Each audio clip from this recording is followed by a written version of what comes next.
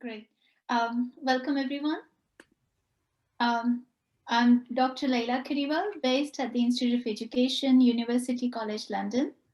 I'm a lecturer in education and international development. My co-host today is Professor Sruti Bala, an associate professor in theatre studies at the University of Amsterdam.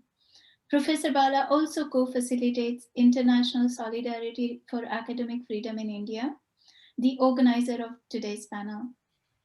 We're pleased to host this session on the National Education Policy in India as part of the EU-India People's Summit. Thank you for joining us today in the middle of a difficult time in India and many parts of the world. We would like to take this opportunity to pause, reflect, and show our respect for all those lost to the pandemic. Please pause for a moment of reflection and remembrance as we keep 1 minute's silence.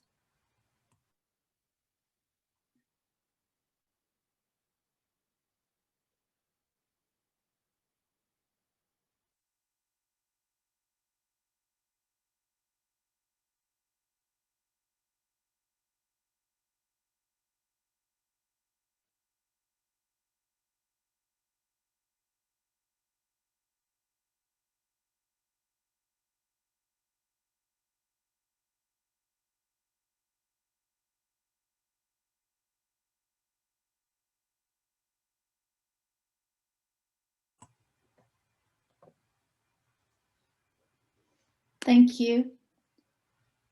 The webinar is organized by InSAF, the International Solidarity for Academic Freedom in India, and I would like to call upon Shruti to introduce InSAF. Thank you very much, Laila. Welcome to all our attendees and welcome to our distinguished panelists. InSAF India is an acronym for International Solidarity for Academic Freedom in India. We are a collective of diasporic academics and concerned citizens from different parts of the world who have come together recently campaigning for academic freedom in India. We seek to raise awareness about different issues pertaining to academic freedom. One of our focus is on jailed academics. But on a broader sense, we hope to raise awareness about the constitutional duty of the state to ensure that education and research can flourish as a public good. And we are collaborating with the international community to publicly address cases of violation of academic freedom in India. We are also working in solidarity with initiatives for this purpose, such as now our collaboration with the EU-India People's Summit. Laila, over to you. Thank you, Shruti. So let's come to the panel. The aim of the panel is to critically appraise the national education policy that was released in 2020. Henceforth, we'll call it NEP 2020 or NEP. So we have we're really grateful to have such a scholarly, distinguished panel today who have worked and written on this issue and on policy, education policy issues, but also have written about from different angles. So it's quite an interdisciplinary panel we have today. So first, we will hear from each of the panelists, their views on the national education policy, and then we will open the forum for questions and answer. And I hope that's okay with everyone. So I would like to call upon Shruti to introduce Professor Anita Rampal. Right, we'll start with Professor Rampal. Professor Rampal is a former dean, the Faculty of Education, University of Delhi.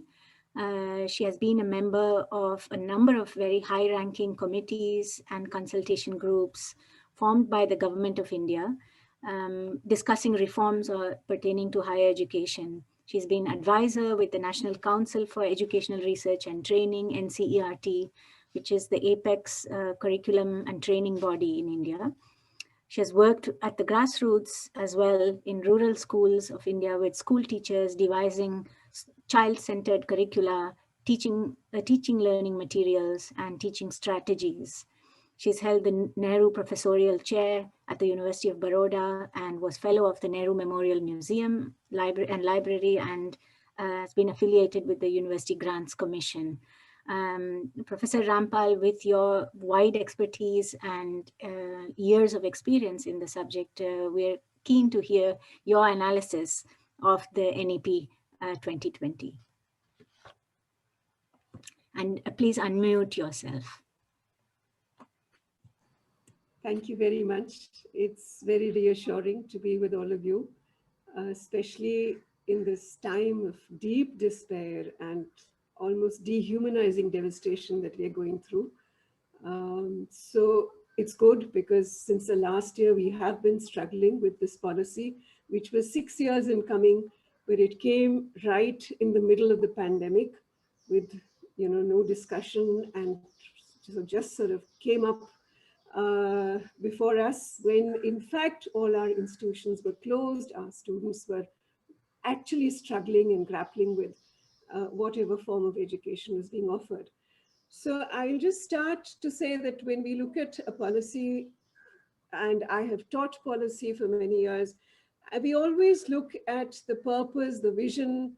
We try and connect with the Constitution, because for us, the Constitution really was a transformative pedagogical project, as even our law experts tell us.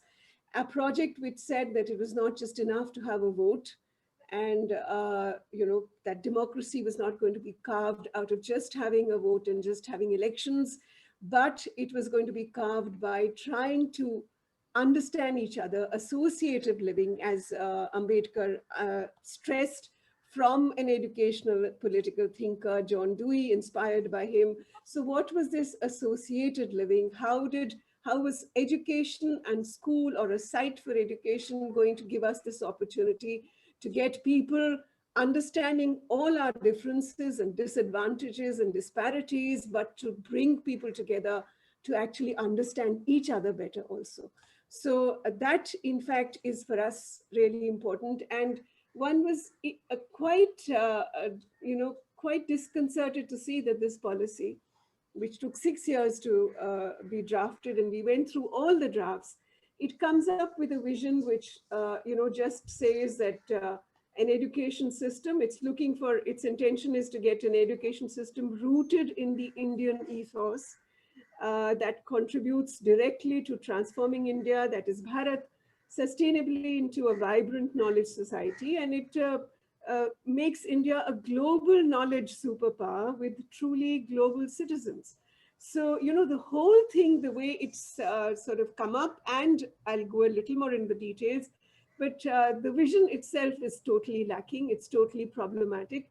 And in fact, what it looks in terms of, it even seems to contradict the Constitution at many places, both not just in terms of the Constitution's requirement for equity and fraternity and inclusion, but whenever it talks about values, it starts with traditional Indian values.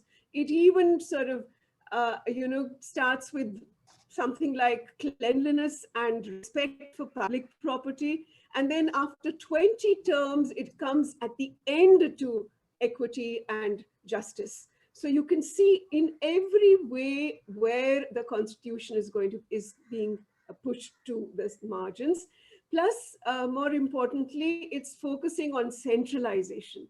So it's focusing on centralization, which in fact, again, is not what our Constitution says for education. It's a federal structure where states and the center make policies together.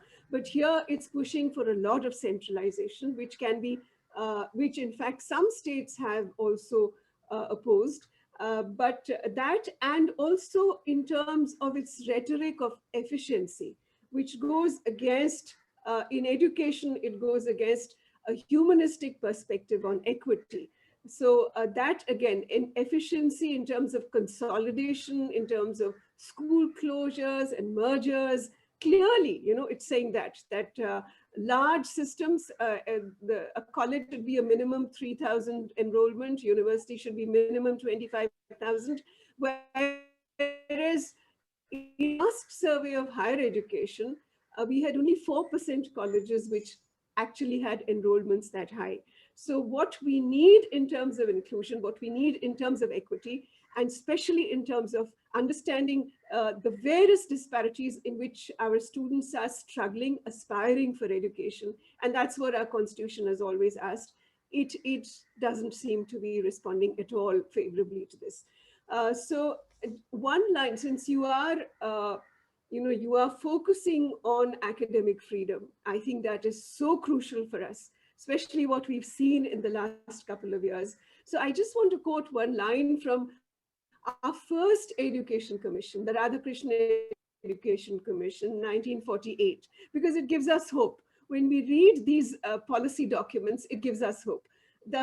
Just after a traumatic partition, what does the Radhakrishnan Commission say, which was focusing only on the 5 pillars of the Constitution? That was the whole commission report. And it says that intellectual progress demands the spirit of free inquiry, the pursuit and practice of truth, regardless of consequences, has been the ambition of universities. And professional integrity requires that teachers should be as free to speak on controversial issues as any other citizens of a free country. An atmosphere of freedom is essential for developing this morality of the mind.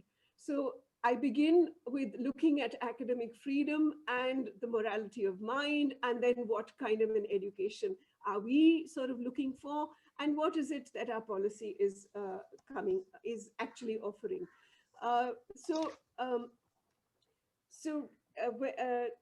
Another thing, as I said, it contradicts the right to education, which is a fundamental right. It was enacted in 2010, April 1st.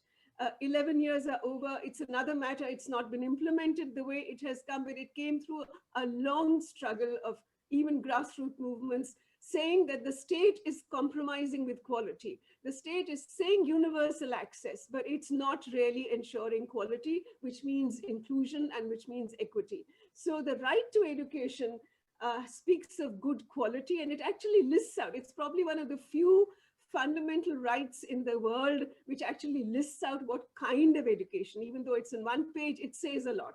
Through explorations, through diverse views, even at the primary level, when children should be able to listen to each other and what kind of education they should get. And it doesn't talk of access. It says access is only one part, participation and completion. And anything that comes in the way of a child's completion with this neighborhood school, good quality school, is actually justiciable, So, I mean, any barrier. And the policy surprisingly talks of this word right only once in the beginning, that's all. And then it talks about universal access in a way that abandons the RTE requirements. It talks of community teachers, it talks of multiple models of education, it talks of open schooling for children in grade 3. Open schooling means you just sit at home and you get some material at home, that's all. So it talks of that for children, and more worryingly, it talks of bringing in all kinds of philanthropic, privatized players and telling them clearly that there will be no focus on inputs. So this whole worldwide, it's a worldwide discourse, but the policy takes it up absolutely, upfront.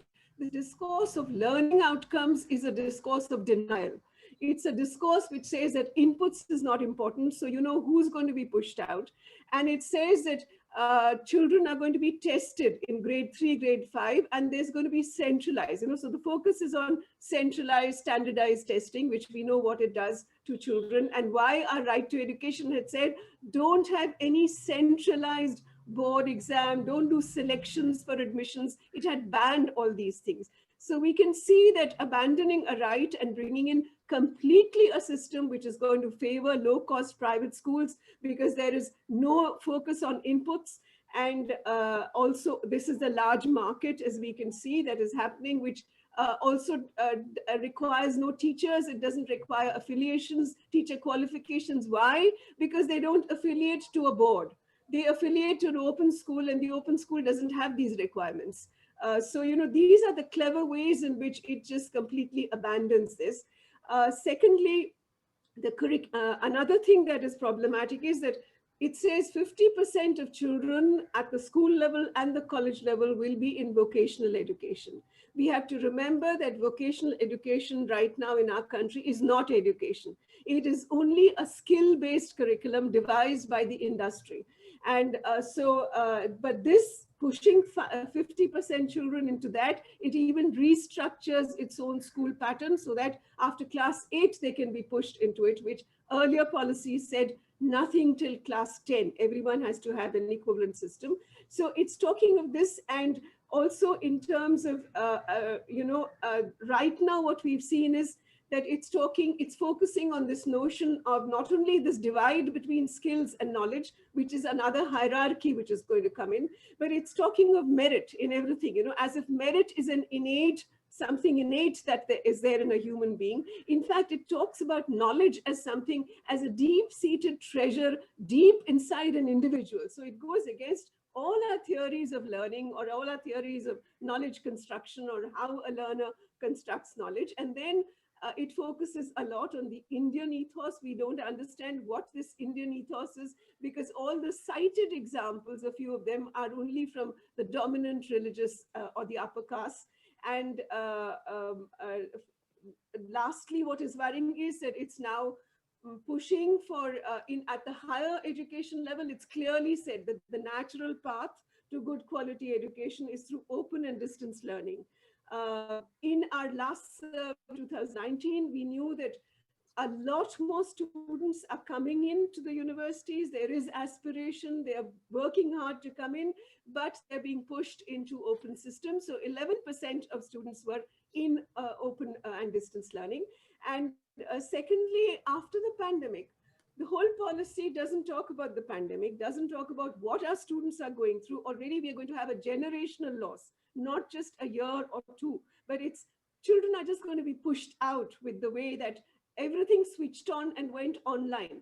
Even though just 20 to 25% were actually connected, it just went online. So that was callous because the curriculum, the national body made quite a farcical curriculum and continued business as usual. But also because now the only place where this policy talks about the pandemic is in chapter 27, where it's saying that it's now going to push for digital education.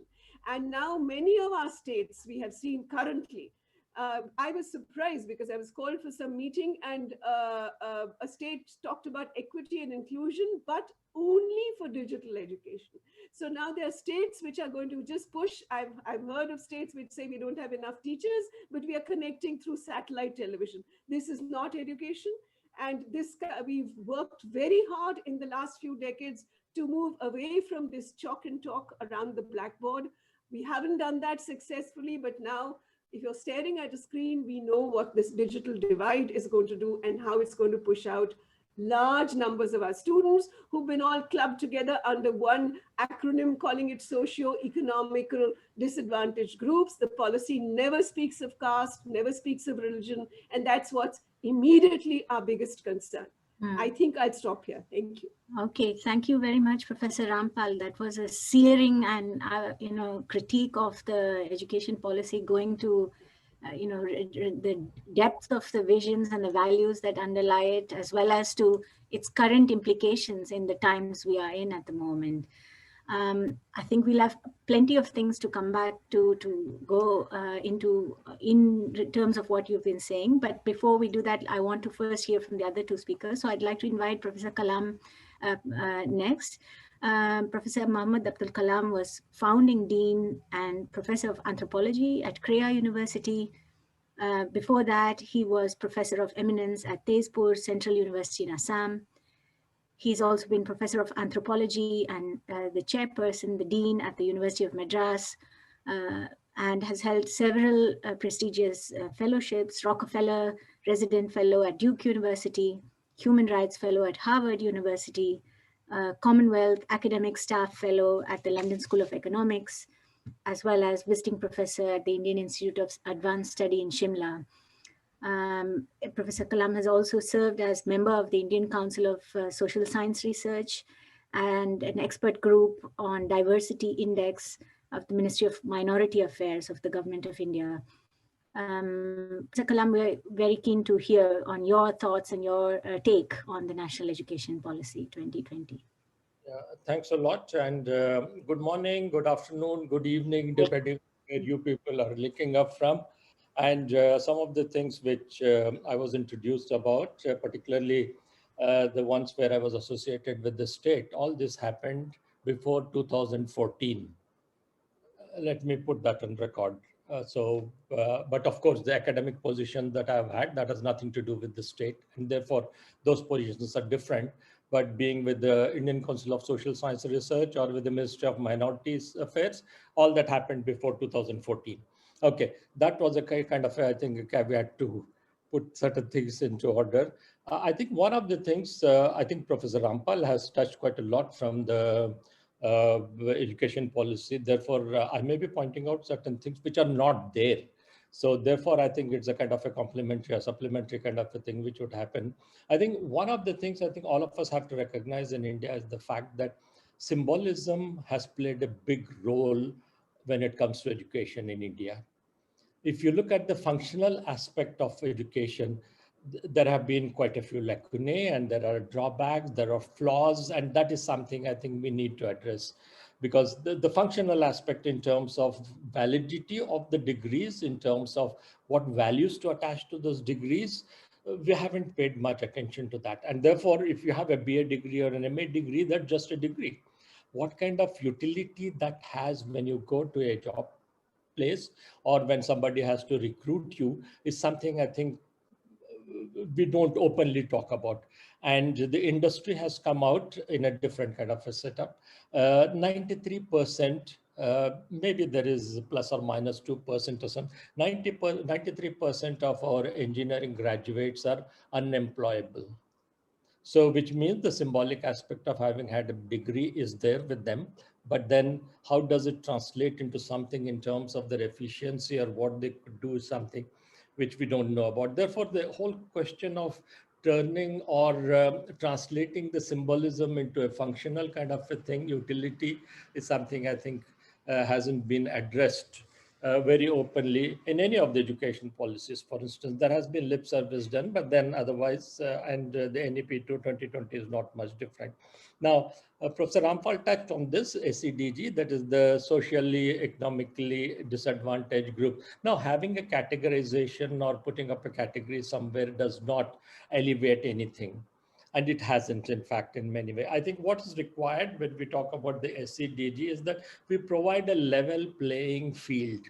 And when I'm talking about level playing field, I'm talking about providing good quality education, particularly at the primary level.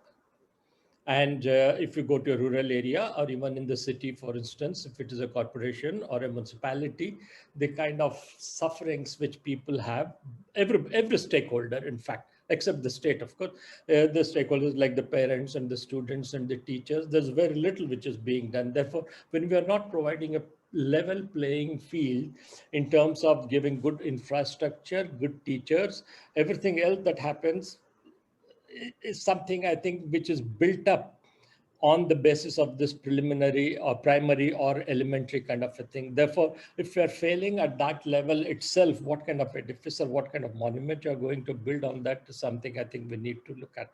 And this is something which hasn't bothered with, because the state seems to have abdicated its responsibility in this area, providing a level playing field in terms of giving them good quality education when it comes to particularly the state schools.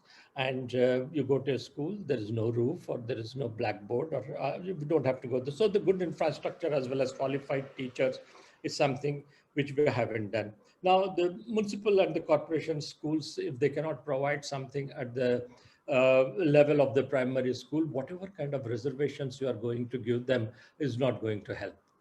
If you have to deal reservations seriously, do something at the primary school level where the foundation is. And that's something which the state has abdicated responsibility. Nobody wants, the politicians have other places where to send their kids.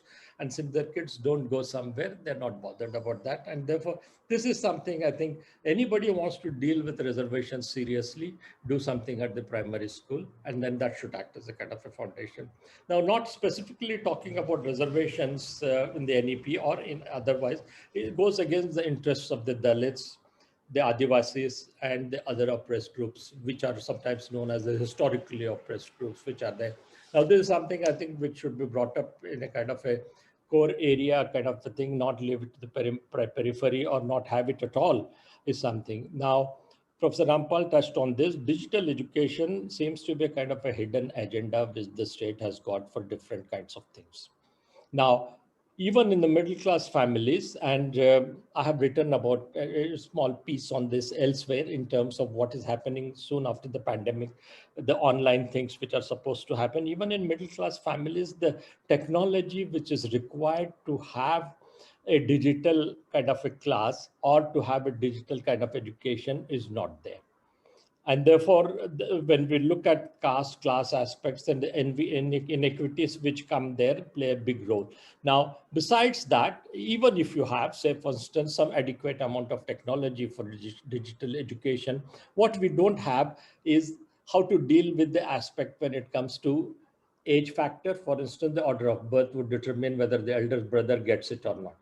Now, even if an elder sister is there, the younger brother has precedence over the elder sister. So the aspect of gender, the aspect of order of birth, and suppose the parents themselves are working and do what is euphemistically, I don't know what to say about work from home.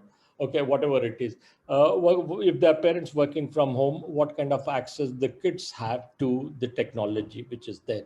Now, this is something which it's the way which we don't deal with, and the overall size of the household matters a lot in terms of when you are looking at digital education. I pointed out this elsewhere, and when we look at this, the reach of the IT and the last mile connectivity are the two other factors, and the state does not provide power in all places in the country.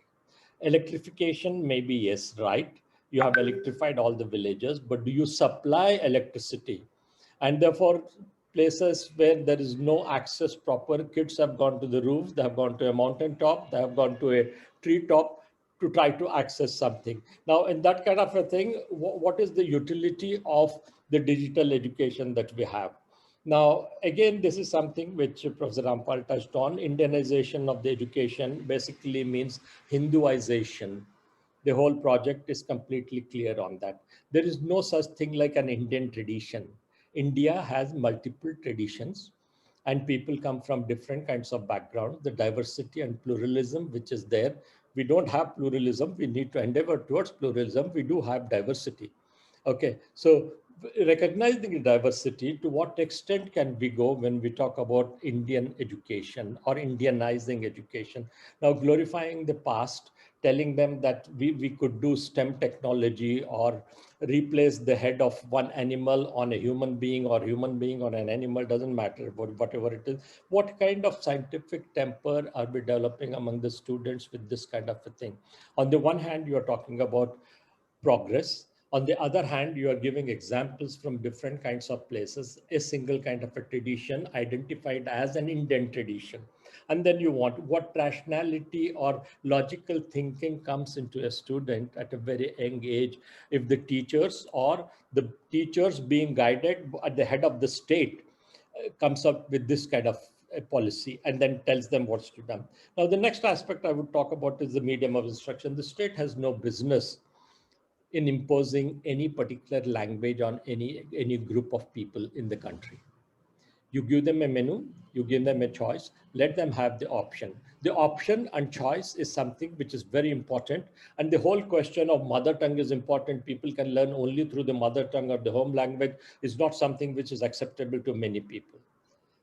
Even if people have a mother tongue and recognize that and have an option or want to have an option of learning in another language, that should be provided. The state can't decide. And we have seen what has happened. A bedfellow of the BJP, AIDMK, which just lost the election, itself rebelled against this whole idea of Hindi being imposed when the policy came up as a kind of a draft. And then all kinds of cosmetic things were being made when the whole question of home language and mother tongue and the other things were brought in. But the point remains that the state has no business to tell people you can learn only through Sanskrit or learn only through Hindi.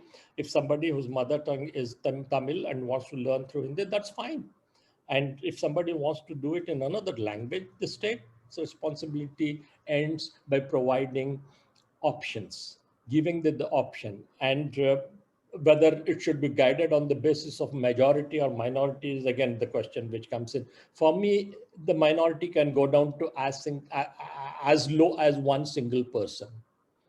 If somebody is in a school, a single person wants to have an option, if the state is able to provide or the school is able to provide, we should be able to do that.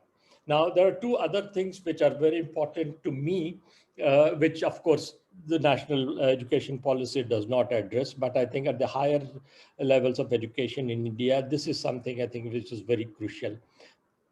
The silence on recruitment of faculty. Now, India has been suffering all through our colleges and universities. They have been very bad and horrible to some extent. It's because of inbreeding and nepotism which exists. And by inbreeding, I mean you get your master's there, have an MPhil degree also sometimes, have a PhD and become a lecturer or assistant professors in the same department. You will never open your mouth because there are teachers in your department. And this has been going on for a long time.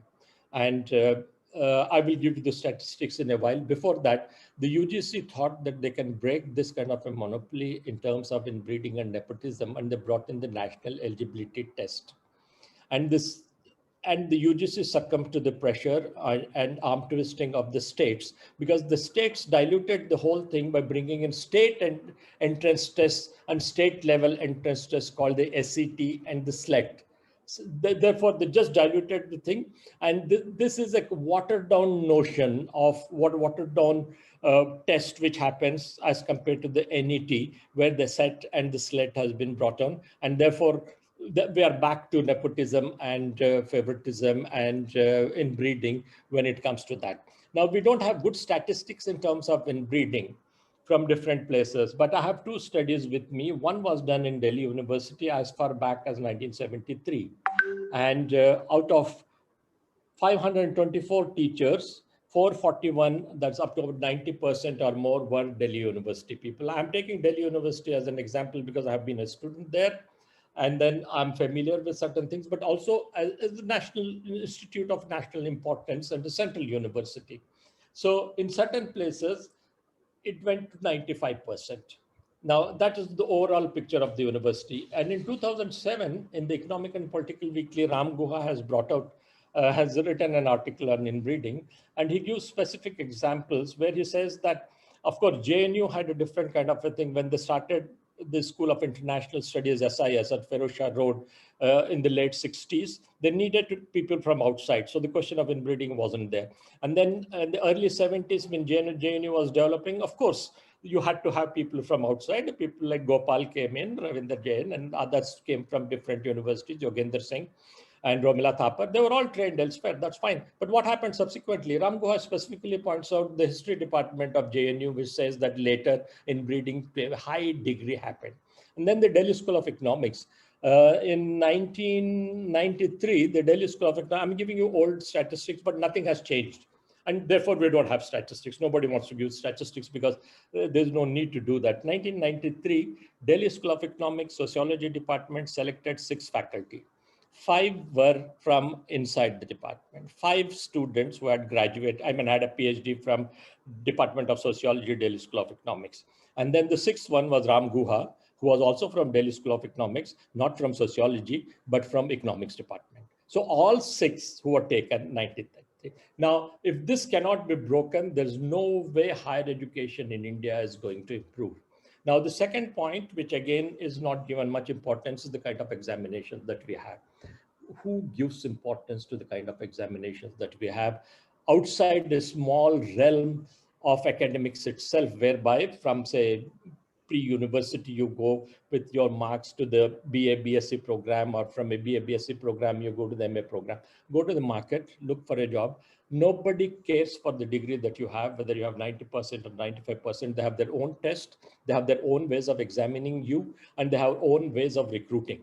Therefore, the exams at the marks that you have got has complete irrelevance. Now, I have articles on both this, the India Forum, where I have written about inbreeding, and this one is the portal on News 18, where I have written about the exams recently, in fact. And what I'm trying to point out is that nobody bothers about the marks that you are giving. UGC does not care for what marks you have at the MA and the MSc level. If you want to become an assistant professor, you write the NET. The UPSC does not care at all. Gandhian class, third class travelers in BA, BSc, BCom can join the IAS, and Indian Foreign Service or Indian Police Service, they have their own examinations. So outside the small realm of academics, where we talk about merit or mediocrity, nobody cares for this. Now, these are the two important things which are there. Now, the last point is about stakeholders not being consulted properly when the NEP was being formulated. Particularly by stakeholders, I'm talking about those who are the less privileged section, the minorities, the scheduled caste, the scheduled tribe, Dalits, Adivasis, all put together. Because even if you said that on the website, you could write your comments, how many of these people were in a position to reach the website and give their comments on that? The state should have reached out different sections as a proactive kind of a measure, and then got responses from those people before formulating the thing. And that did not happen. And some of the people who were there with the national education policy had nothing to do with education. They were literate. Some of them were literate to the extent of having a PhD, but whether they had education is questionable. So I end my case there. Thank you very much. Thank you very much, Professor Kalam. I think that was really stringent and critique, and you shed light on various forms of inequities, including digital, who has access to digital education. You also shed light on the politicized, like policy can only make sense when you read it in terms of political context. So you also threw some light on the glorification of ancient India and Hinduization project there, and also language politics. I know some of the young people that I speak to in India are afraid to that they are having to learn Sanskrit suddenly after not learning it for so long. So there is some worry there. And also politicization of recruitment and nepotism there is such an important point you mentioned. And also whether NEP had, who wrote NEP, who were consulted, what was the process through which it came about. I think those questions about stakeholder consultation, especially from historically marginalized perspective, I think that was a very important observation that you made. So thank you so very much on that. And I am very delighted to introduce you to now Dr. Shreya Khaitan. Dr. Shreya Khaitan is a writer and editor at India's Bend and writes on education, gender issues, and health. She's a graduate of the Global Human Development Program at Georgetown University, Washington, D.C., and has previously worked with the Mumbai Bureau of the Wall Street Journal. There, she researched for a series on drug-resistant tuberculosis and wrote on a number of topics, ranging from reservation for women in Indian politics to the black and yellow taxis plying the city's roads. Her report on a pilot TB care program in Gujarat's Mehsan district won the 2017 Reach Media Award for Excellence in Reporting on TB. So we're very pleased to have you, Shreya. And given that your writing has focused on early childhood and school education, I wonder what is your assessment of the NEP from the perspective of early school education? Also, I'm aware that you have expertise on the big data view, so if you could provide some more context around data around education. Over to you. Sure. Thank you, Laila, so much for introducing me. And it's a pleasure to be part of this panel. It's also actually strange being here because I'm usually the one asking the questions as a journalist. And I've actually interviewed one of our panelists, Professor Rampal, earlier on her views. So it's interesting to be able to put forth what I found in my reporting by talking to teachers, students, officials in different states across the country. And I thought I'd probably start off with one such experience that I've had. So in 2017, I was in Uttar Pradesh visiting government schools, especially in rural areas. And I remember meeting this one girl who was on her way to school in the morning. And I'd asked her what she was learning, whether she could tell me something about what she was doing in school. And she took out her Hindi book and she told me that, you know, we've read this particular chapter and learned something about it in school. And she read it out for me. It was a poem, and I'd just like to read a little, the first line that she read out to me. It says, "Path mera alokit kar do, naval praat ki naval rashmiyon se, mera urka tam har do," which basically means light up my path with the morning sunlight of the new sun, overcome the darkness within my heart. So when I asked her what it meant, she actually had no idea. Then I asked her to read something on the page next to that particular poem, and she could not read. So I asked her how she knew this particular poem, and she said that we just read it in school and the teachers read it so many times that I remember the words of this poem. And that just speaks a lot as to what happens in government schools in India, that there are children going to school, that parents want their children to go to school, but somewhere during this entire process, that learning is lost. Even though teachers are spending time, students are spending time in school. And I think a lot of what happens today is trying to make up for that. It might be in terms of students not having a toilet or safe drinking water in school, or it might be in terms of a teacher not being able to translate what they want the student to learn within the school. And this becomes really important because almost 50% of children in India, children who are enrolled in school, which is 247 million, are actually going to government schools. And 70% of the schools that are in rural areas in India are actually government schools. There are 1.5 million schools in India, and 70%, that is almost 1 million, are actually in rural areas. So a lot of the students who are disadvantaged will not have probably access to, of course, technology, but also to other modes of learning, whose parents are probably busy with work, did not get the kind of education that a lot of people in urban India would be able to get, are going to these government schools. 52% of the teachers, of course, are employed in government schools, about 4.9 million.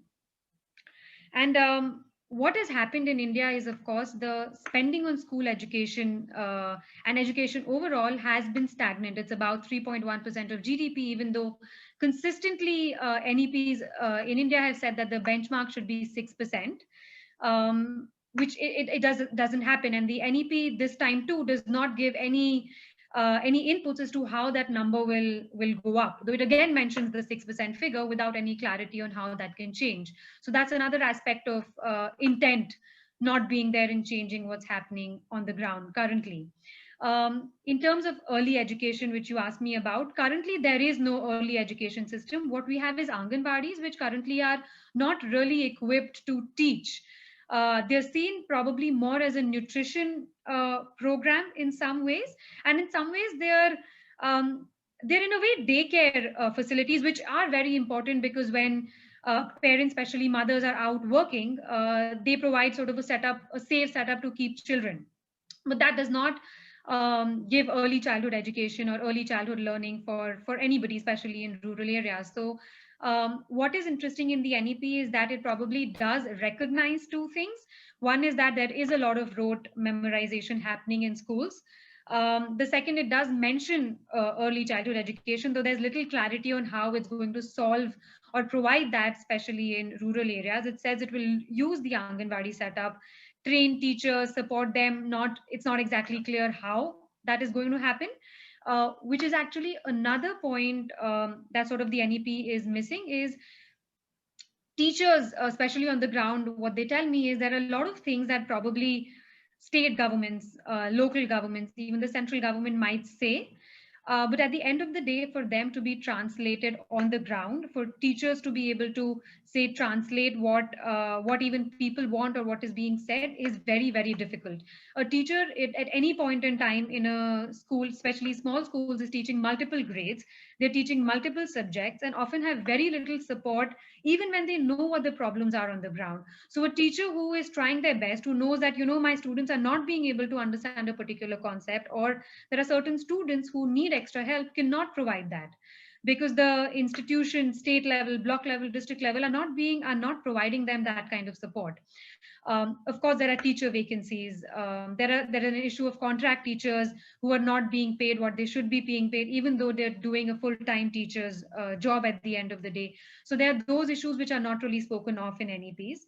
When the NEP talks about teacher training institutes, it does not really talk about the fact that there are a lot of teacher training institutes in India, but most of them are private.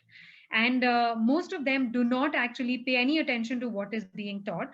So they're basically, there's a lot of corruption, there's a lot of absenteeism, and there's basically no translation of that teacher training to actual pedagogy on the ground. So that's another point that is sort of brushed in the NEP.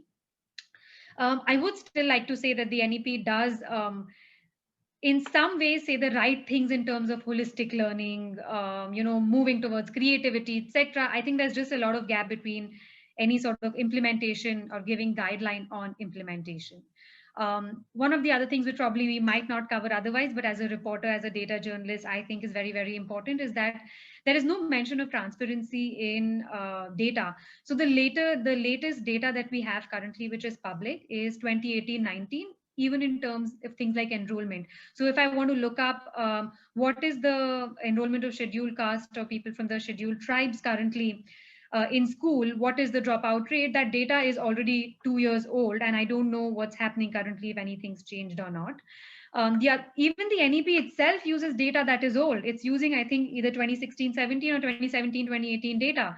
So even the government is not using, if they have that data, and this is a system which is set up, the government system is there. If they want to collect this data, they want to make it public, it is possible. So to even make any comment without what is happening currently is difficult. So I would really ask for more data transparency, more data collection, more just even for researchers to be able to understand what is happening on the ground.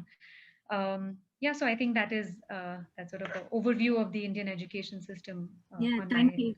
Thank you, Shreya. That really helps to have a journalist who has certain recent reports and facts at hand to give us a sense of the scale and actual current developments also in numbers. So I think all three of you have made different points that are deeply connected to each other and complementing each other, but all circulating around similar concerns. So I think at this moment we should try to maybe open out and go into a little bit more in some of these aspects that are common to all the points that all three of you have been making. And one of these has to do with equity, inclusion, how that is more than just a question of access in an open schooling format or so, but what that actually means, and how this needs to be implemented. So if I look at some of the questions that have been posed in the Q&A, and once again, I invite attendees to please post your questions in the Q&A box. The first question by Dhana Borkar concerns is, at the micro level, what role do you think educators, schools, and other learning places can play to promote areas not covered by the NEP about social issues, inequalities, caste, human rights, and how easy or difficult do you think this will be to carry out? So I suppose the question is, yes, there are many, many problems around the NEP and challenges around that. And yet we have the reality of educators working in different contexts. How can the gaps in the policy be tackled maybe from a bottom-up perspective? How can they be covered, or how are they being covered in other ways? I'd like to ask Professor Rampal if you want to respond to that first, and then Professor Kalam. Maybe all three of you, in fact, could take that. So yeah, please unmute. So, sorry, I didn't get the full question. So the question, I'll just read it out once again.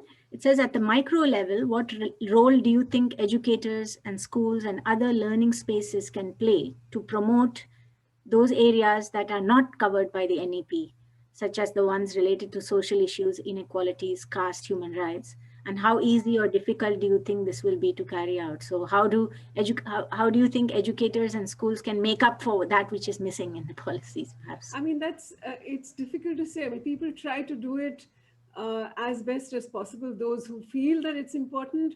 But then it's so, if the policy glosses over the entire thing, it's very difficult. For instance, we as teacher educators struggle to do it. We devise courses, we try and make students understand, because it's crucial for them not to start labeling children as slow learners and weak learners and begin with that, because we know that if you label someone as a weak learner, you can never really motivate a child to learn. So, we build that as teacher educators, but I don't see that across the country happening, even though we might put it in. I drafted the 2-year B.Ed.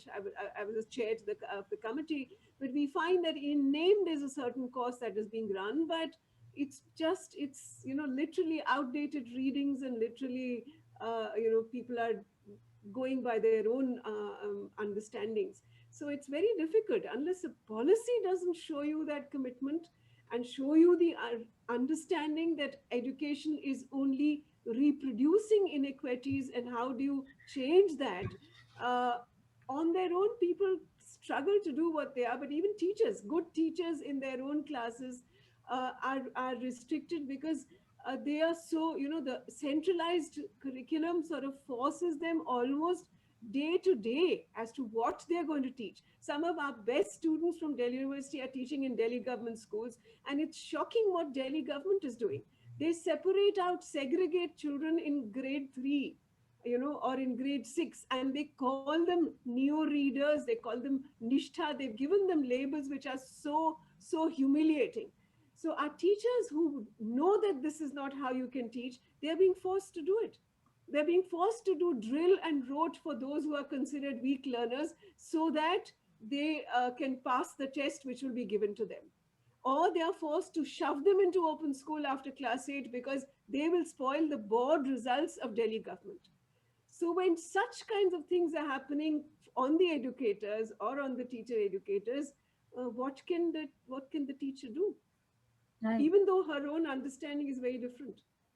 Okay, yeah, thanks for that. Professor Kalam, how do you see this issue? You cannot solve the issues of inclusion and reducing the differences which are there between different groups of people by trying to attempt it at a higher level. The whole thing should start at the school level, at the primary school level, and that's where I think we have been failing. Because if we can provide, as I've been saying, a level playing field by giving good infrastructure, good teachers, and teachers being paid good salaries to stay back in schools, I think that's the best way to start off and try to see if we could include people.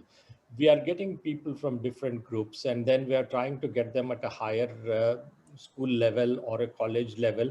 They come from different and disparate kind of backgrounds, and then we think that we can bring in some kind of equity at that level, and that's where I think some of the failing is happening. And if we really want to solve some of these issues of inequity and how to bring in people in terms of inclusion, the discrimination which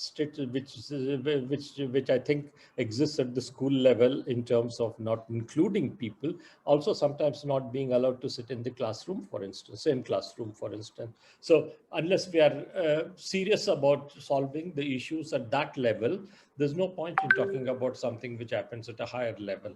So everybody, I think that's the way, I mean, you can contradict me with other kinds of arguments which are more viable or which have more feasibility. But my point is that unless we are going to look at it from the primary school level itself in terms of how inclusion and discrimination can be reduced, at a higher level, things become more difficult.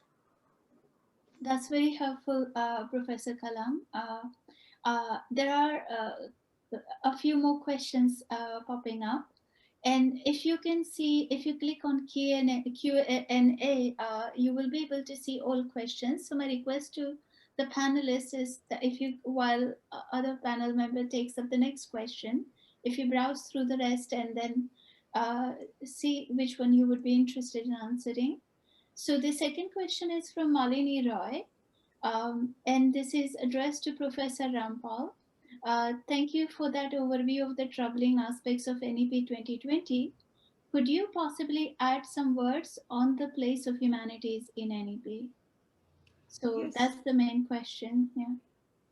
You know, even though at the higher level, the policy talks about a more liberal education approach, it talks about multidisciplinary, which in fact is a misnomer. Multidisciplinary is not a very healthy way of planning an undergraduate course. Like we've seen in our own Delhi University, the 4-year course that was planned was very badly done. But we need interdisciplinary. I mean, we need an understanding where disciplines actually speak to each other and break their silos. So it talks of that, but we don't see how that can be done.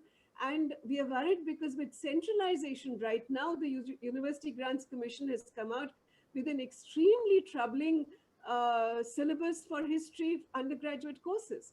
So, you know, you might have rhetoric of saying that you'll bring in more inputs of humanities and you'll bring in more of these liberal education components. But if the syllabus is designed in a centralized fashion and it's questionable in the way it has looked at a certain discipline, there is very little that colleges or, you know, students will be able to do.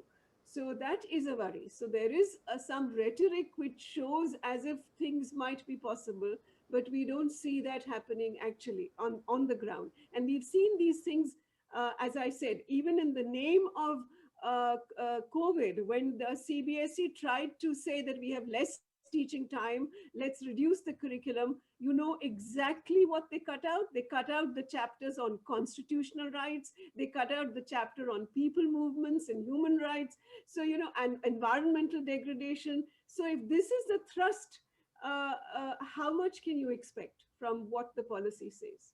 Sure. And Professor Rampal, another part of the same question is whether you observed any significant changes since earlier education policies in terms of the place of humanities.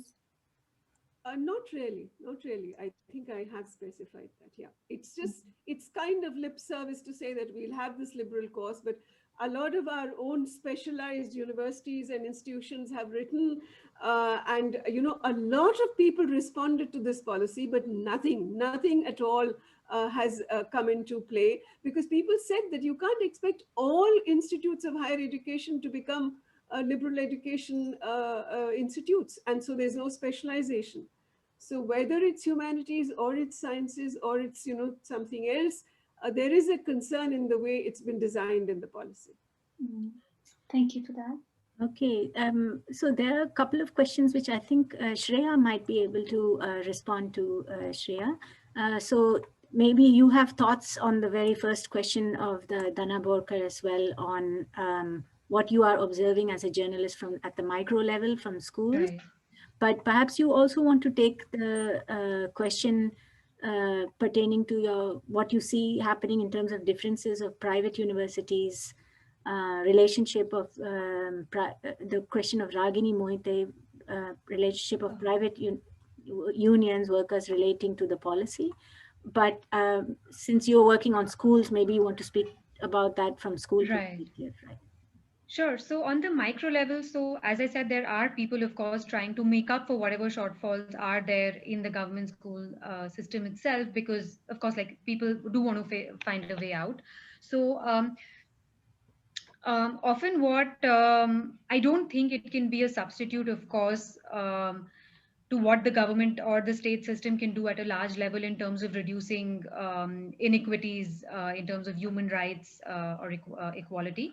But for instance, there's a program in Kerala called Roshni, which had tried to include migrant workers, so children of migrant workers from Uttar Pradesh, who migrant worker children usually find it very difficult to study because of often the language in the state schools is different, but also because they are often moving around too much to be in the school system for long enough. So what they did was they basically tried to get bilingual teachers who could help them learn in their own language in Kerala. And what they found was, because children were learning and because parents saw that their children were learning, these migrant workers, actually a lot of them decided not to go back during the pandemic, even though they lost their jobs, because they didn't want that to lose that schooling system. And these teachers would, what they would do is, of course there was online, but what they would also do is they would set up a class at an Anganwadi or a local center where these children could come, when, because if they were not able to access online education, but also if they could not understand, even if they were able to access that online education. So there are people trying these kinds of things. This is of course a government-led system. There's things that other people do is, when they help government school teachers who are otherwise in the time that they spend teaching students generally, are not able to help out children who might need a little more attention, or who might have joined school late because of several reasons, or have to take time off because of very, very valid reasons, such as I had to take care of my younger brother, or my mother's not well, or there's work on the farm. They help them, teach them after school, which is of course at the end of the day not ideal, but it is just trying to fill in those gaps. So there are people doing those kinds of things, and they sometimes help, sometimes they don't. But it's of course not a replacement to a good state school education system. On the workers union part of it, on the higher education side, honestly, I don't know enough. On the workers union, in terms of the school level, I think the issue of the contract teachers versus full-time teachers, that really isn't, there is no resolution on that. A lot of contract teachers, or they're sometimes called shiksha mitras in certain places, they basically make the point that, we don't get the same facilities, but we're still doing the full job of a permanent teacher. So of course that fight probably, in the pandemic, of course, a lot of things are not working exactly as they used to, but that is still on. And the policy doesn't really give too much information on what's going to happen over there, other than saying that vacancies need to be filled. Right. But not about regularization of these teachers, existing teachers. Yeah, I read a report recently that hundreds of such ad hoc contract teachers in schools have been left without a job since the pandemics, where as schools were shut down, they were out of a job, and many are working in as laborers in various sectors and trying to make a living at this point. So Right. the situation seems to be quite dire for Right. Yeah, I think this question around unemployment or workers' rights, I think can tie up with the last question as well by Mahavir Goswami, who is asking, I want to ask the panelists that NEP 2020 will be able to reduce the number of unemployed. So how does this all play out? Yes, Professor Kalam perhaps would like to comment on this. You are muted. Yeah, sorry, I couldn't get the question. So the question is really about the unemployment, non-occupation of positions, and the NEP. Where does it stand, or how is it in terms of dealing with the question of unemployment and the contractual positions of teachers? See, I think at the school level, I don't have a good idea. I should confess that. But at the universities, to say that there's unemployment is a bit of a strange kind of an argument to make, because even in central universities, the vacancies are to the extent of 40% odd. Okay, and many state universities have got 50 to 60% positions which have not been filled up. Yeah. One reason could be that they're looking for the right in quotes kind of candidates to fill them up. That's one thing. And second thing could be that for some reason or the other, they feel that they can go to a digital kind of a mode, and therefore you don't need to have people. So for the digital mode kind of a thing, you can have people sitting somewhere, and then they don't have a proper kind of an appointment. You ask them to take certain classes and give them certain kind of a dole. So there might be different kinds of hidden things, but then to bring digital education into the center or to the core, it may not be completely appropriate, because some of these vacancies have been existing for years together. And the other thing is that at the central institutions like IITs and IIMs, recently there was a survey published by the Hindu, and people don't want people from certain groups of people. I mean, they don't want certain groups of people. For instance, at the IITs and IIMs, and a whole lot of vacancies are there where they don't want to fill in the scheduled castes and scheduled tribes people to come positions for that. So that's one kind of a thing which is happening. And to say that unemployment is there, again, this is not confined. This is something which I can't argue on the basis of the school thing or the higher thing. It's not true. There are so many positions which are vacant. Why they're not recruiting, that's something I think is different. Yeah. So perhaps before I let you speak, Professor Rampal, there's a question that directly links to that from an anonymous attendee. Says, my question relates to the arbitrary appointments of faculty in public institutions. And the question is, as of now, how centralized is the selection process relating to faculty in public universities and schools? There have been reports on arbitrary appointments in central universities, but what about other institutions, and how are they justifying this in policy? Would you like to comment? Yeah, by centralized, if you mean that there's a kind of a pool from which people are selected, no, it doesn't happen. Recruitment happens both at the universities, at the state universities, at this university level itself. And then the vice chancellor, the dean, and 2 or 3 experts from outside are brought in, and then they make a selection. And sometimes the shortlisting is done, and the shortlisting is done taking different criteria into consideration. But then having been on these things, both at the central universities and the state universities, there are lots of things which can happen. I will just give you one example. At one of the central universities, there was a highly qualified woman candidate for a particular department. And she had a PhD from an IIT. And she had papers published in very high impact journals. And if I'm not mistaken, I think Science and Nature too. And then she came in clothes which the entire panel felt was incorrect. She was wearing jeans and she had a top. And she said that she can be a very bad example for our thing. I said, let's not bother about that. Look at her qualification. Then the second argument which was given against this woman was that she has such high qualification, she will not stay with us. Now, you can find any kind of answer. And then in another case, they said that she's a woman, she cannot take students for field work because there are many male students in the batch. And then in other case, they said that he's a male, but there can be problems if they go out for field work because there are women candidates. You can find umpteen examples if you don't want somebody. Okay, but then on the other hand, earlier there was a kind of a problem in terms of non-recruitment of the scheduled castes and scheduled tribes people, because they said that if a position can be advertised 2 or 3 times and it is not filled up, it can be filled up with a general person or a general kind of a vacancy.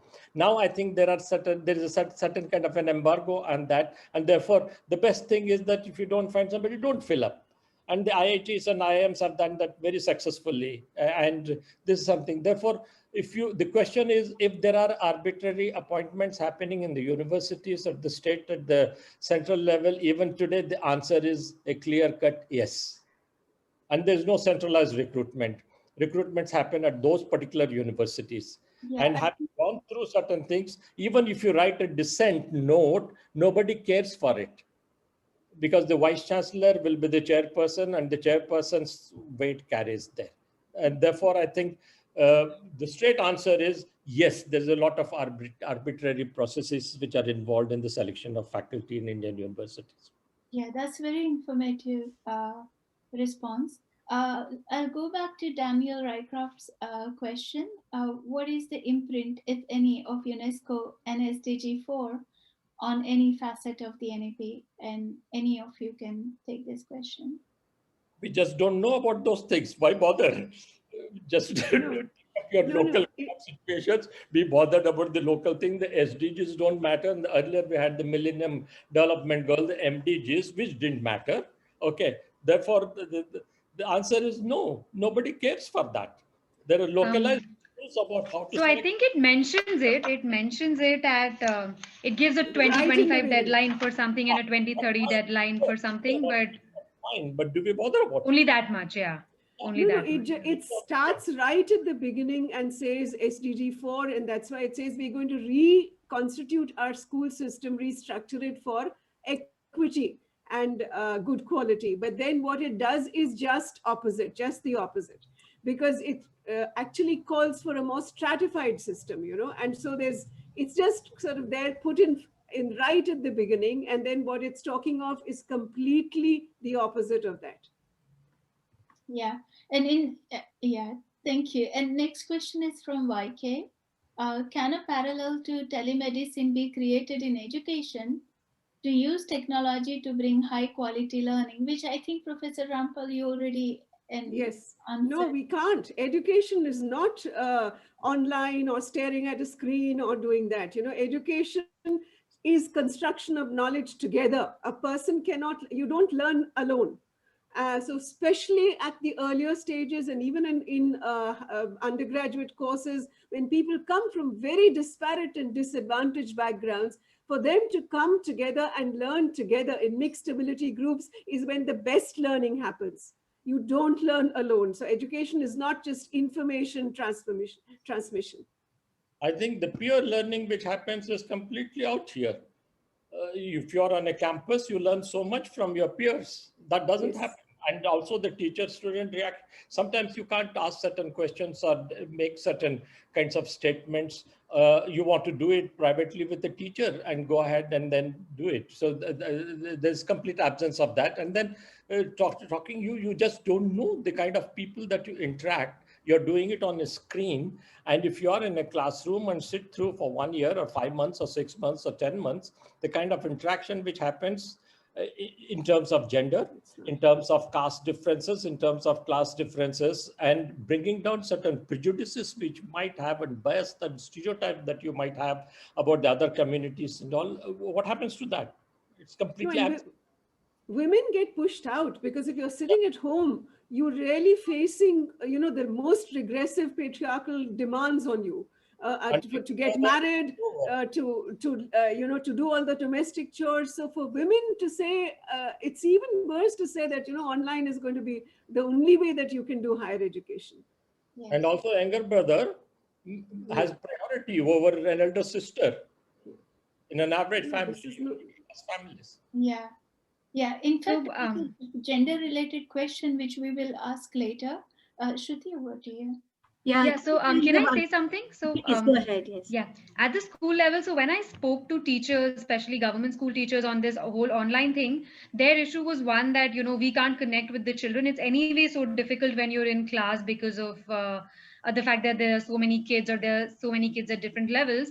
But online is just very difficult to connect with children. What they said, what they were using online for, and what they wanted to continue even after school start, was that it helped them connect with families. What they said was, we can make parents be more interested in what's happening in the school, because we can give them updates on what is going on. And that is what they saw as the utility of this entire digital system, not in teaching, but in maintaining a rapport with the parents. That is what they said. The whole thing, emphasis on online teaching, or online education, is on imparting certain things from a studio or from an institution which you are doing. What happens at the other end in terms of the learning outcome is something which is not. You just show so many classes were held and so many students attended, and that is a one-way kind of a process. What is happening at the other side of it in terms of how much of it has been absorbed, and whether the whole thing has reached the students, number one, and then what kind of outcome from that. Therefore, it's a one-way process most of the time. In fact, I would not even say something has reached, because you don't reach. You have to construct your understanding and your knowledge. It's an active process. It's not something that is being transmitted. So let's just forget about online education as at all an option in our case, in any case, in fact. But I think what's more important is we are pushed into this now, not just as part of disaster capitalism, where big industry has come. And we know that at the World Economic Forum in 2019, at that time, they had announced that education technology was a $19 billion industry, but in 5 years, it was going to go to $350 billion. But now with the pandemic, we see this happening much more, and we can see even in India, the pressure from the industry is what is getting up. We were resisting it. We as educationists had resisted this whole computerization, to the point of not having teachers. teachers, good teachers being present. But now the way this government has gone is it's completely now taken it up as the single thing that they're going to focus on. Right. So I think we could perhaps move now to another set of questions which I would like to combine together, and it's also connected to things that all of you had been mentioning right at the beginning, which has to do with the issue of the Hinduization of education. I was actually particularly pained when Professor Kalam, when you started in the beginning to say that you were involved in various public committees only before 2014 and not since then. It really created physical pain in me to hear this. And it's a sign also of what is going deeply wrong in terms of our society. And you also mentioned we don't have pluralism, we have diversity. We are aiming towards, endeavoring towards pluralism. So how do you respond to this, seeping through of a kind of religious, a particular view of a Hinduization of identity politics in the education policy? I think prior to 2014, there were people who believed in the right-wing kind of ideologies and wanted to push this agenda, but then they did it in a very hidden kind of a way, in a latent kind of a way. I think 2014 has given a lot of legitimacy to those people to do that. And as Professor Rampal pointed out, if you want to slash the syllabus, what do you slash? Unabashedly, you're slashing certain things which you consider is not appropriate in quotes, and therefore anything in terms of Mughal history or in terms of any references to Islam or anything, those are doing. And in 1977, when the Janata and BJP was part of that, the Janata Party, soon after emergency, which came to power, the Janata Party, the first thing they did was they banned books of 4 people: Bipin Chandra, Romila Thapar, R.S. Sharma, and Irfan Habib. And these were history works which were considered secular. Now, you can accuse the Congress government before 1977 or even subsequent to that, between say 2004 and 14, of having given certain things to certain people, but then they were good scholars. They were not the incompetent kind of people who were literate but not educated. People like Irfan Habib or people like Nurul Hassan and the others who had certain stakes with the Congress government at that time, they were qualified people. They were highly qualified, internationally known. Now, if you want to appropriate everybody and try to show that these people are scholars, show me scholars from the present regime. And you are appointing people who are who as chairperson of the Indian Council for Social Science Research, which is an important body. And you are bringing in people who have 1 or 2 books on something on the right wing. And I mean, those also books published by certain unknown kind of publishers, and you are bringing in them. So therefore, the whole thing is no more latent. That's what I'm trying to say. Earlier, people were cautious about doing certain things, and they hid themselves in cupboards or closets, and therefore they came out infrequently. Now, 2014 has given them legitimacy to do and steamroller any other view, which is not something which goes with the right-wing kind of an ideology. Therefore, if you are sometimes even liberal, you are attacked. And if you are on the left, certainly, or any view which comes, which is contrary to the right wing, is something which is attacked openly today. And therefore, I also have a piece on sedition law, for instance. Anything that you say can be brought under sedition. Now, that is something which happened from the time of Macaulay, and now we are clinging on to the law of sedition.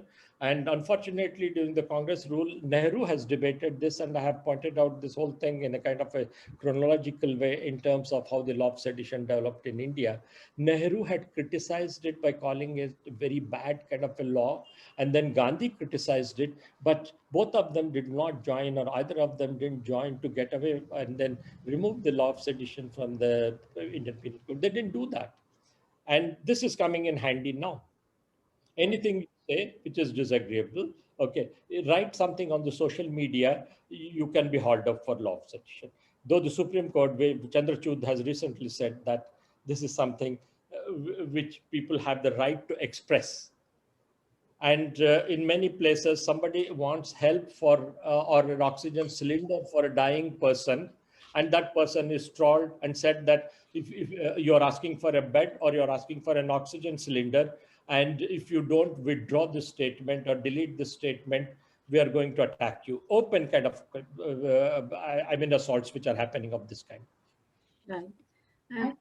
Can I combine the next set of But questions? I think Professor Rampal wanted to come in on Yes. this Hinduization. Just one thing that, it's not just a matter of how textbooks will be written or what kind of distortions we'll find. What is much more a matter of concern for us is that the kind of social media, the kind of post-truths, the kind of false narratives that are being constructed, the hate and divisiveness that is there, that is persecuting children. That is how children are getting persecuted. And that's the only role. I mean, like, the Supreme Court reminded us that the school is the only place, the midday meal is the only forum where children will be eating together, irrespective of religion and caste. In society, they don't find these fora. So that's why the Supreme Court said this is not just nutrition, it's also strengthening the fabric, social fabric of democracy. Similarly, in the school, if we don't really try and see that this kind of hatred, I mean, a child was coming to drink water into a temple, and you know what happened. And it happened because this person who beat him up actually ensured that his face was shown, and that video was made viral on the media. So it was a trophy for him to have beaten up a child and beaten him up in his private parts. So this kind of hatred is something which only education can address and must address. And so if the policy is sort of trying to gloss over all these things, not even talk about caste, Dalit is a word you cannot use, religion, you cannot understand what a Muslim child feels today in the public domain or in a school, then what is it? What kind of fora are we going to have before us for children growing up in this country? In fact, we were very pained when young people resisted against the NRC and CA. A young child and their mother was taken into the prison, and and that also relates to one more small question very quickly that can be inserted here, whether at PhD level in history, are advisors able to provide and allow much broader references for the students' dissertation work? So again, it's about history, politics. So how does that? Professor Kalam, see, it depends on the supervisor. So when the supervisor, right now in many universities, but I wouldn't say in all, because even in my own university, in Delhi University, I know that there was a student in her master's, when she tried to give certain references, her supervisor actually deleted them, because he came from a thinking where he did not want to talk about progressive, humanist, liberal writers. And these are our top writers, our top educationists right now. So I'm saying, if in Delhi University, a master's supervisor can actually delete references that the student wants to put in, I cannot say what happens in other places and in other universities where the larger, where it's much more dominant in terms of who can speak and who cannot, and what right the teachers have.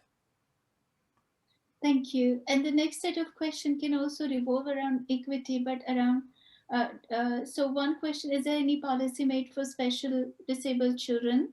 And another question is intersecting inequities, so gender issue. If somebody can tackle these intersecting inequalities. Well, Shreya Khaitan, would you like to come in on this? Sure. So for disabled children, the policy, not just the NEP, but otherwise, like there are certain benchmarks. There's supposed to be for instance, ramps, etc., put in. There's supposed to be assistance. There's supposed to be, as far as possible, children have to be taught in the same system. And if it is not possible, children do need special assistance, etc., they're taught in separate schools. But that doesn't really happen. It's honestly, I don't know what happens in a rural setup, because I have never seen any kind of special arrangements or special systems put in place for that. There are, of course, probably urban private systems that do it, but as a statewide system, there's rules to be followed, which nobody's really paying attention to widely. In terms of gender, so actually the NEP talks of something called a gender inclusion fund. Not sure what's if anything is going to ever be set up, because anyway there's a funding issue. Budgets were cut this year because of the pandemic, and what its purpose would exactly be. There are state level programs, of course, that are there for education. One of the ones that was found to be successful in studies was a bicycle program, which used to convince families to send girls to school because they had access.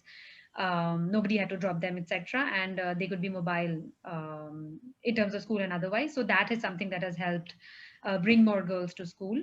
Otherwise, there are programs which basically, of course, everybody knows of the slogan "Beti Bachao, Beti Padhao." In terms of how it's translating currently, especially in the pandemic, it's anybody's guess. As I said, there's no data as to what's been happening for the past year in terms of access for different genders. Okay. There's one thing I just want to say, I was talking about school closures. Just as we spoke, in the last 2 months, 3 months, at least 3 states we know closed about 10,000 schools each in the state, mostly in the tribal areas. So saying that the enrollments are low, but we know that these are small habitations. We know that they're remote, distant habitations. So they actually close these schools. And then the tribal welfare department, then it goes and says that we are going to invite private, then the new budget cut down on many significant areas, but gave money for Sainik schools, which is a school which is trying to prepare people for the army and for the military, with military preparation. So where the thrust is. And it's allowing private players to come in and set up schools under the tribal areas. So you close down the public schools, you call private players, and then you give them a huge budget of 35 crores. That's what the policy said, under the budget. So there are all kinds of things in which people with certain, where you need certain special, as I said, they may be small habitations, but the right to education ensured that you had a school in the neighborhood. But they've already closed it. In 3 states, almost 8,000, 10,000 schools of tribal areas. I'm mindful that we have only 1 minute left. So I think most of the remaining questions have been answered already. And if I could just plug in just one last question from my side, if Shruti doesn't mind. And I just want to say, Laila, that the webinar can carry on for another 10 minutes or so if needed. It will not switch off automatically. Don't mind being there. I hope the other panelists also would like to. And please feel free. Don't bother about the time constraints. Let's go.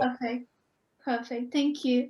And I see many of our students and faculty members, colleagues also in the audience. So thank you for staying on and asking really brilliant questions.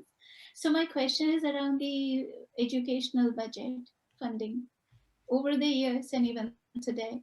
How would you say what percent actually goes into this buying weapons and what percent actually get invested into public education and public health? So Shreya was mentioning something about government funding. So perhaps you want to just talk about that.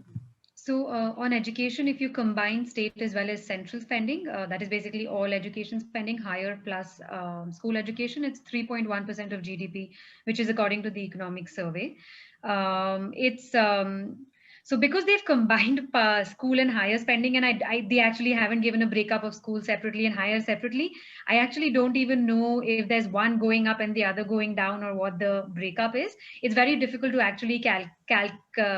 calculate separately for states and combine that with center. It's not that transparent. You have to look through budgets of every state and do it. So it's sort of incomplete information at this point.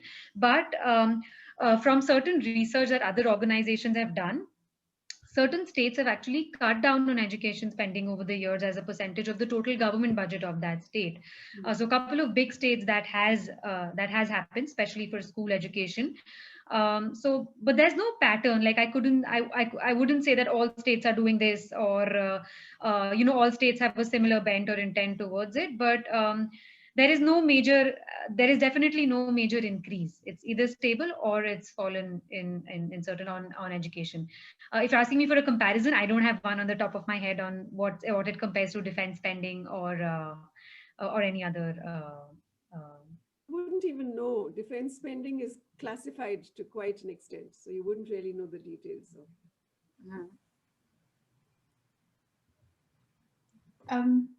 Shall we take those one? Yeah, so I think maybe some of you would like to respond. That one of the attendees is disappointed to hear what they perceive as attacks on online education.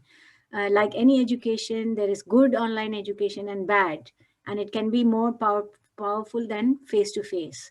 Much of what happened during COVID was only naam ke vaste online education. So just, just far superficial, but it can be extremely powerful, they say. So perhaps someone wants to take that, and maybe we can combine it with the earlier question of what you have to say about the importance laid currently on coaching classes nowadays. So if any of you would like to comment on these. I think even if it's a very efficient kind of a system in terms of online coaching, there are other issues which are involved, I think, which I raised earlier. That is, there are places when the students want to have a direct face-to-face contact with the teachers. That the online teaching doesn't enable.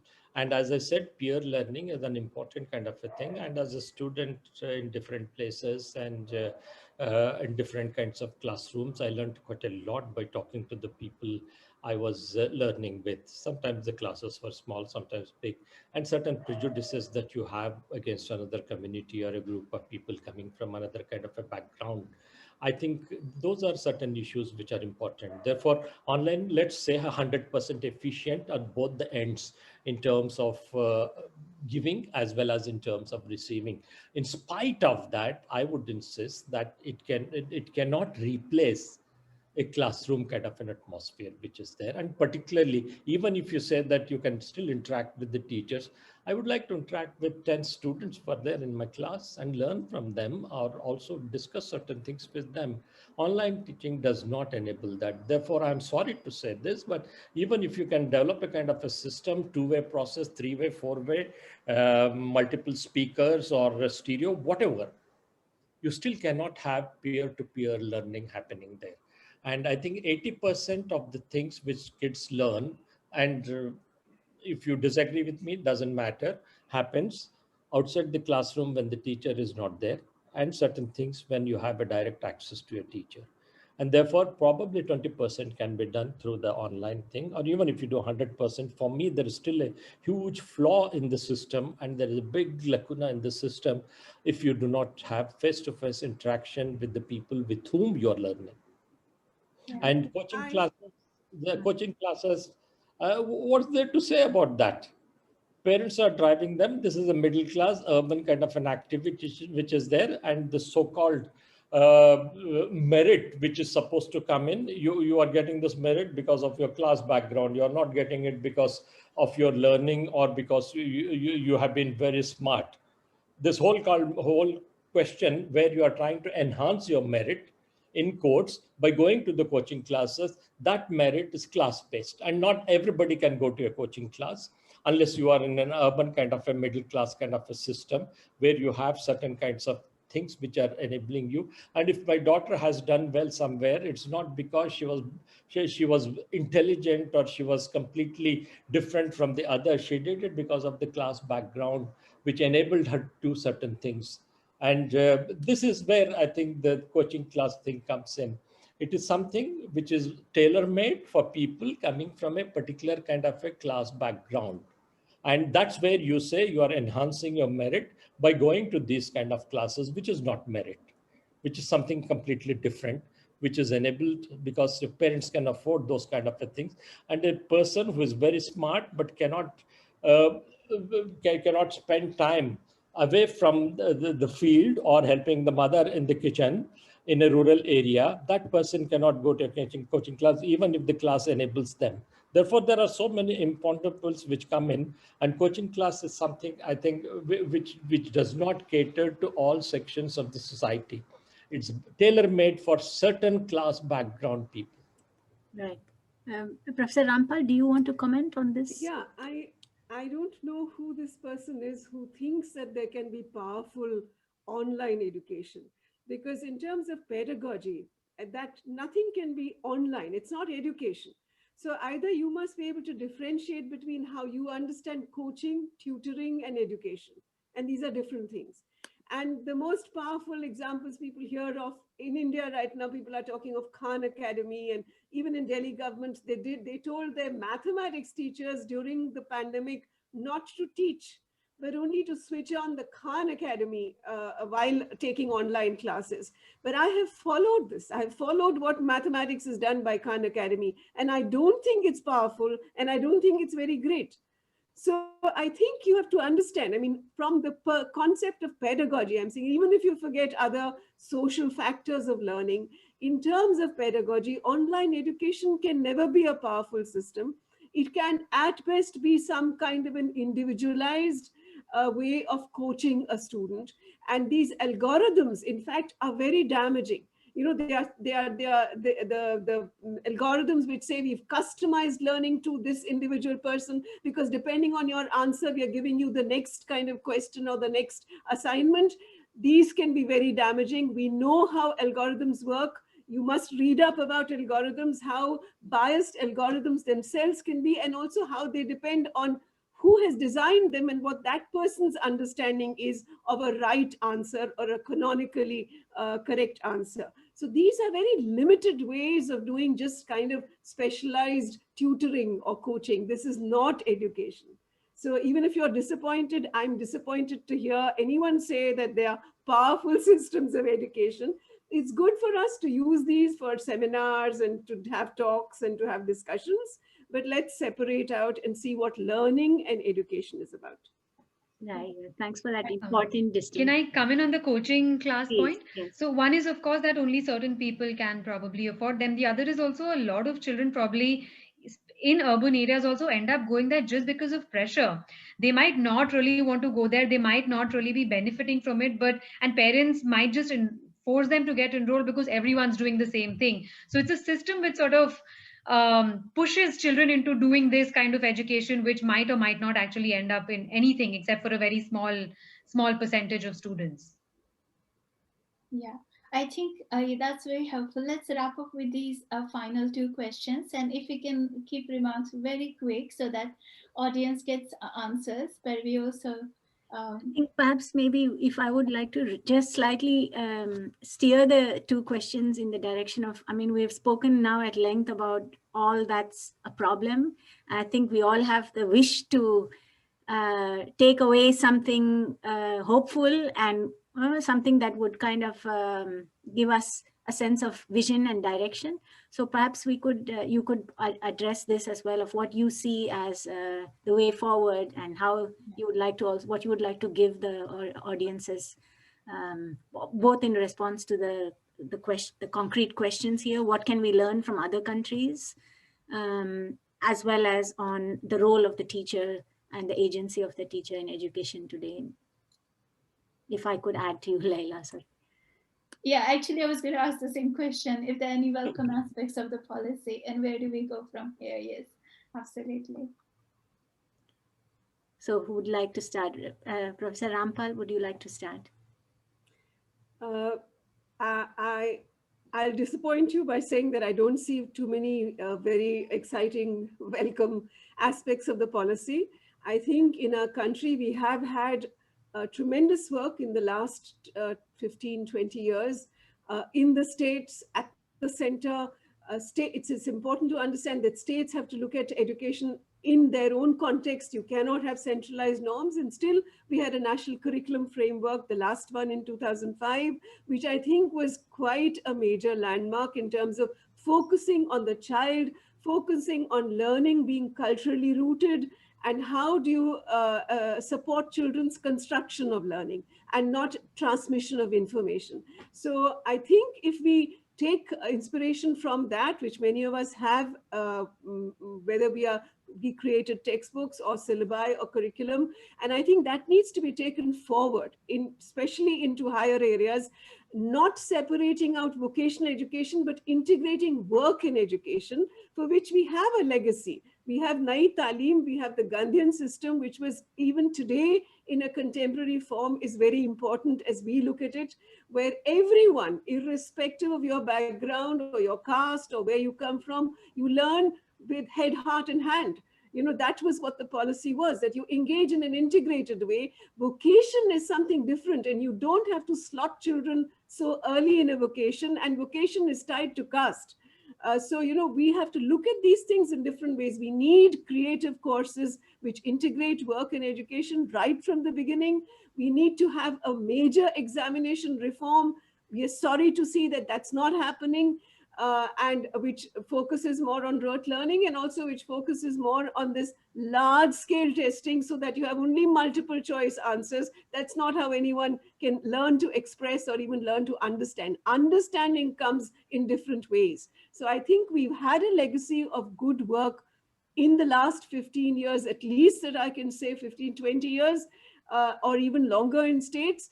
And we need to work and learn from that and work beyond, you know, go beyond in those areas to make this more inclusive, to make it something which people can understand, relate with, and contribute to, rather than only try and crack exams and memorize things, you know, because that's not how any learning can happen. And we can see that. They come to the university to us with 100% marks or 99% marks. And I'm sorry to say, the understanding is very shallow. So what is it that we're going to achieve? So yes, let's look at what we have done, take it forward.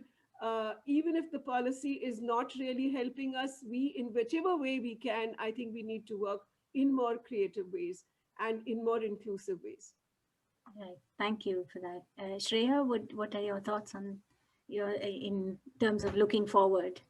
Sure. So I think one of the things that I'd earlier said, that whatever the NEP might or might not say, it does recognize this issue that I think all of us have mentioned, that even though children go to school, even when they land up with 100% marks, they don't have that understanding. So I think that recognition at least is there in the NEP, which at the end of the day is important. Even though there might not be clear pathways of implementation, financially or otherwise, in the policy itself, that does take us a little bit forward from what the conversation we are having today is. The other thing about teachers is, so this is something somebody had spoken on the ground, said that, you know, there are three kinds of teachers. There are good teachers who are really interested in what they're doing. This is the government system I'm talking about. Very interested in what they're doing. They're very excited. They want their kids to learn. Then there are certain teachers who are really bad. You know, they just want to benefit, make money, not go to school. And then there's a third part, which is basically they're just going with the flow. Whatever is happening is happening. They are not concerned or taking a choice, making a choice either way. And what that person said was, you know, the problem is that the teachers currently, because of how the system is structured, not giving them support, training, etc., is that the maximum of the teachers are in that third section, that they're just carrying on with things as they are.